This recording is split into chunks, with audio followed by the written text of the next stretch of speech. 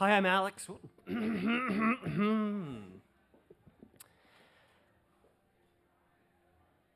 As I hear other people's dreams, I realize just how profoundly uninteresting my actual dreams are. I think my subconscious turns out to be pretty dull.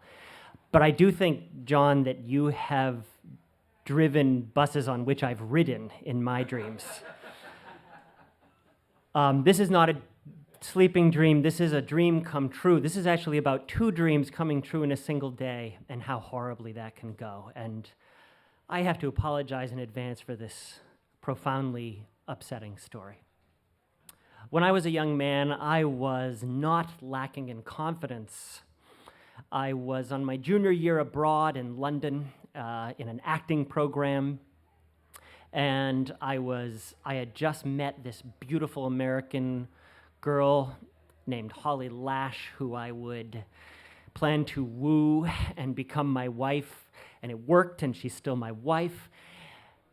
And I was doing pretty darn well in this program, and I came into the program knowing I had nothing left to learn. The only question was, within 4 months, would I be on the London stage as the acclaimed actor I clearly was? Would they understand this gift I had brought overseas? And there was really only two ways it would go. Either the teachers would say, oh my goodness, we've got to put you on the stage, or I would meet the right people at one of the 20 plays they sent us to see and make a connection that would lead me to inevitable success. One of the first plays we went to see was a production of Hamlet by an actor named Alan Rickman. He produced this Hamlet and played Hamlet, and this was 1992. This was 4 years after Die Hard, when he created the greatest villain in movie history. And he was as close as I had to an acting hero, and I was determined to meet him. And first I have to talk about the first dream come true. The first dream come true that day was that I had gone to London as a 20-year-old with a need to eat buffalo wings 2 or 3 times a week. It was very important to me. And do you know what I mean? Yeah, it's a strong need. And it turns out in London in 1992, buffalo wings didn't really exist yet. And this was very hard for me. And that day, I had found a pizza place called the Deep Pan Pizza Company. This was, without doubt, the worst pizza in the world, but they had a buffet, and in that buffet were spicy chicken wings. It was a dream come true, and I ate many of them. They were horrible, and I kept eating them because they were buffalo wings, and I would just eat them so miserable, saying, these are so terrible, and I had about 15 or 20 of these terrible wings, and then I went to the play. And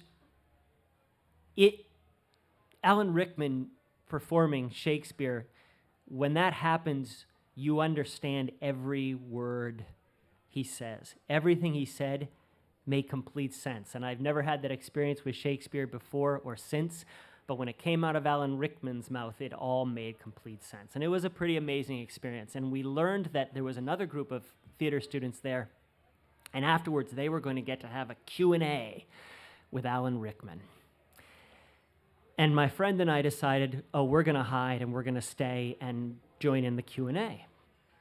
So the play ended, and I have to admit, during the play, my stomach hurt a little bit. You know, I'd had these wings, whatever. I didn't eat that healthy back then, but I was getting a little, gassy, but I was being careful about it. But everybody else left the theater except for this group of theater students, and I and my friend hid behind the seats of this very illustrious theater somewhere deep in London. And I was hiding right in this aisle right to a back door as they talked to one of the other actors, waiting for Alan Rickman to come out. And I realized, and again, forgive me, but I realized I really needed to, as the British would say, fart.